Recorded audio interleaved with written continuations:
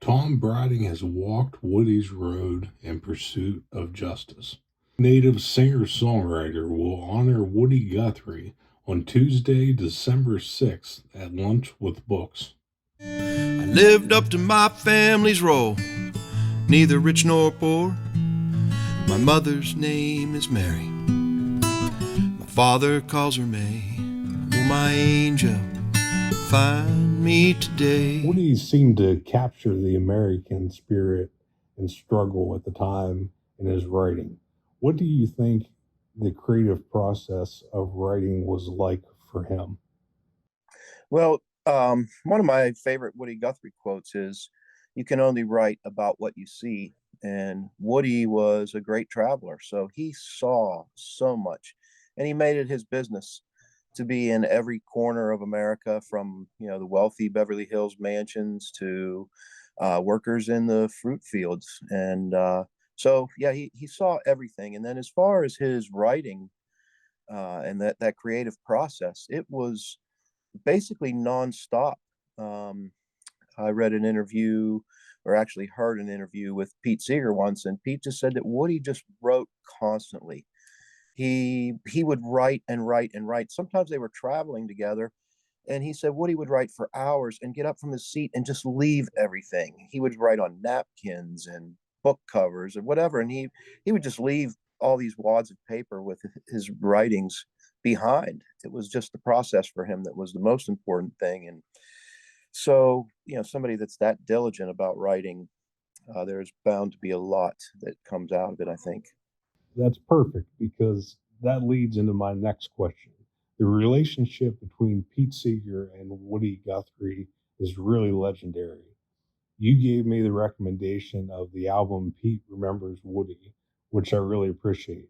Can you talk about why that relationship was so important to preserving Woody's legacy?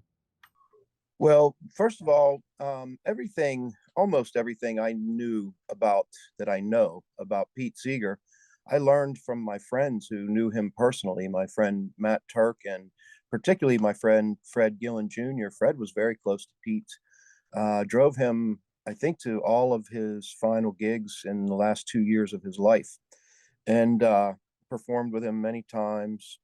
And that's I recommended that because Fred actually gave me that copy of Pete Remembers Woody, and Fred had a song that was recorded for that project.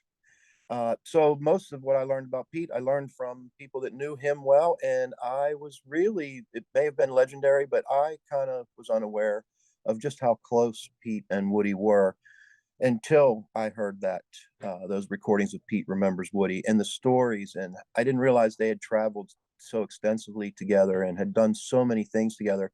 And I didn't realize how close they were. They really loved each other.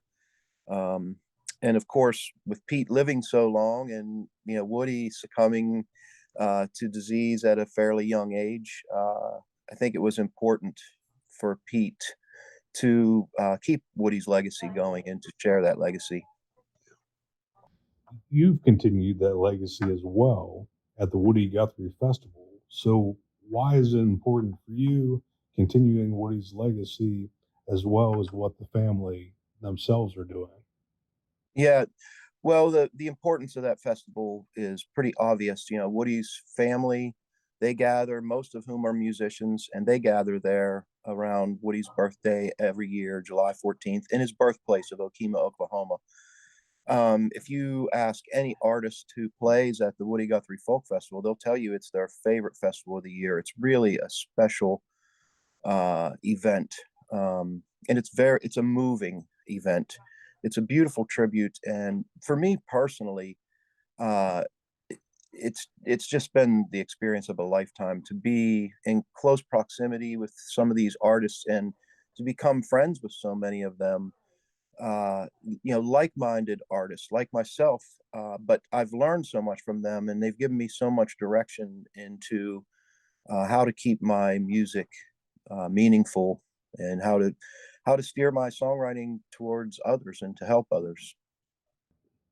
There are so many great artists at the festival.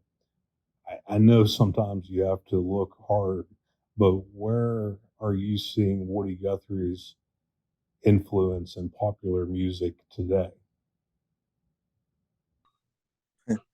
Well, sometimes you have to look for it. I had maybe 30 years ago, I was working for a publisher in Nashville, and I still remember to this day him saying, "Yeah, folk music, there's no money in that."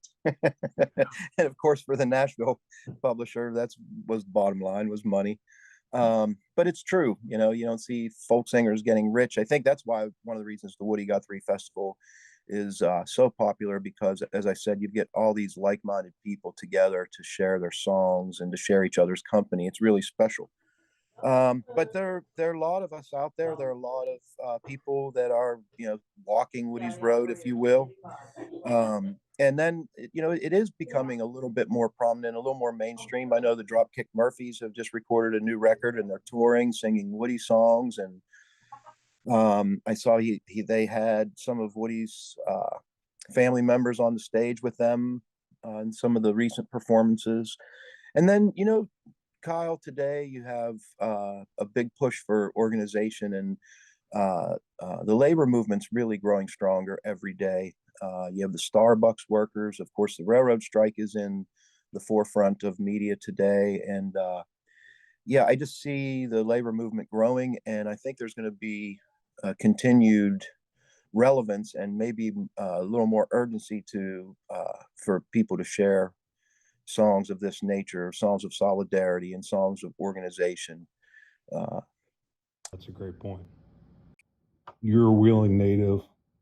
Your River Rails or Roads album was very personal, and especially the DVD touched a lot on the city's ups and downs over the years. What do you hope to see in the future in Wheeling? yeah, I would just love to see a resurgence in my hometown, its economy, and its quality of life for its residents. And there's such a large homeless population now. Times are continually more difficult for people. Um, I, I I take comfort in the fact there are so many people in the Wheeling area, so many nonprofits that are trying to help in that area, and to help these people who are in need. But I don't think there's enough of it. Uh, but certainly are many, many great folks in Wheeling, nonprofits and individuals who are working to make it a better place. I guess yeah, my thoughts on my hometown are just very simple. Just to make it a great place again to live and raise a family and whatnot. What can we expect to see on Tuesday at Lunch with Books? I don't know yet. I've got 4 Woody songs picked out. I don't have a real agenda for a particular narrative. I just have an idea of a few of the things I want to share. And one of the things I really want to share is just how special the Woody Guthrie Folk Festival is, the event itself, and what it's meant to me. It's nice to kind of give that back to one of my own communities here, after experiencing it for myself for the last 5 years out in Oklahoma. As these children roam, let them not forget this land is home to me. May its lesson